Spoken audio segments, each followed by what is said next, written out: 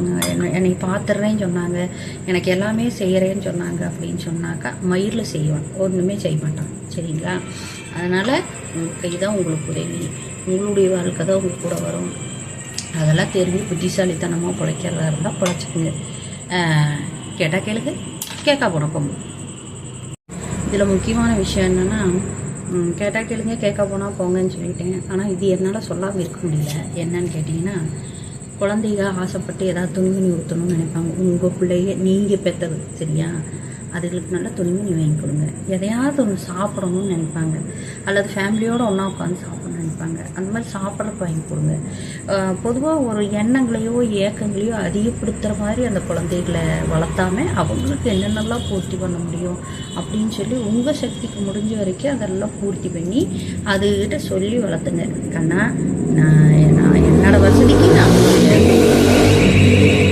Bike, என்னோட வசதிக்கு உங்களை எவ்வளோதெல்லாம் பார்க்கணுமோ பார்த்துட்டேன்டா. இனி வீடு வாசல் சுச்சோகமெல்லாம் என் சக்திக்கு என்ன கொடுக்க முடியுமோ அதை கொடுத்துட்டேன்டா.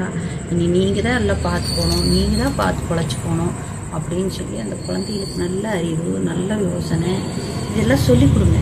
அதெல்லாம் சொல்லிக் கொடுக்கும்போது நிச்சயமாக உங்கள் குழந்தைங்க நல்ல எண்ணங்களோட நல்ல செயல்பாட்டு திறனோட வளருவாங்க. குறிப்பிட்ட ஸ்டேஜ் வரும்போது உங்களுடைய உணர்வுகளை அவங்க புரிஞ்சுக்குவாங்க.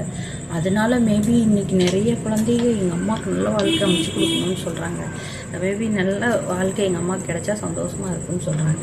அந்த மாதிரி லைஃபெல்லாம் நீங்கள் நடக்க தான் அந்த குழந்தைங்க வளரும்போது நம்மளுக்கு அது தருவாங்களே தவிர, எடுத்தோடனே ஒரு ஏமாற்றத்தையோ திடீர்னு ஒருத்தர் கூட நீங்கள் பழகுறீங்க அப்படிங்கிற ஒரு விஷயத்தையோ ரொம்ப அந்த குழந்தைய பார்த்தாலும் மனதளவில் பாதிக்கப்படுவாங்க. நீங்கள் முட்டாளாகிறதும் இல்லாமல் குழந்தையே பாதிக்க வைக்காதீங்க.